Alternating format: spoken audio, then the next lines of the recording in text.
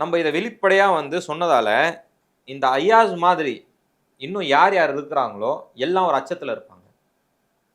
நம்மளோட சேட்டும் எங்கே ரிலீஸ் ஆகிடுமோ, நம்ம பண்ணுற தப்பும் வெளியாயிடுமோ, அதுக்கு தான் இந்த காணொலி. ஆனால் அவர் அதில் இன்னொரு விஷயம் என்னன்னா, அந்த பொண்ணு ஸ்க்ரீன்ஷாட்டும் எடுத்துருக்குது. அந்த பொண்ணு ஸ்க்ரீன்ஷாட் எடுக்கும்போது இவருக்கு தெரியும், ஸ்க்ரீன்ஷாட் எடுக்கும்போது அங்கேயும் ரிஃப்ளெக்ட் ஆகும். அப்படி ஆகிற நேரத்தில் அந்த பொண்ணு கேட்குறாரு, நான் ஏதாவது தப்பு பண்ணியிருந்தேன்னா, உன்னை ஹர்ட் பண்ணியிருந்தேன்னா மன்னிச்சிக்கோ, நான் இனிமேல் பண்ண மாட்டேன், என் மேலே ப்ராமிஸாக நான் பண்ண மாட்டேன் சொல்லும்போது அந்த பொண்ணு வந்து இல்லை நான் சத்தியமாக ஸ்க்ரீன்ஷாட் எடுக்கலை, சும்மா தெரியாமல் தான் கைப்பட்டுச்சு, ஏன்னா முழுசாக எடுக்கலாம் சொல்லிவிட்டு கொஞ்சம் சமாளித்து பேசிகிட்டு இருக்குது. சரி இனிமேல் நான் ஹக்கு கிஸ்ஸு எல்லாம் கேட்க மாட்டேன் சரியா, அந்த பொண்ணுக்கிட்ட உன்னை கட்டி பிடிக்கிறேன், முத்தம் கொடுக்குறேன் எல்லாம் பேசியிருக்கிறார்.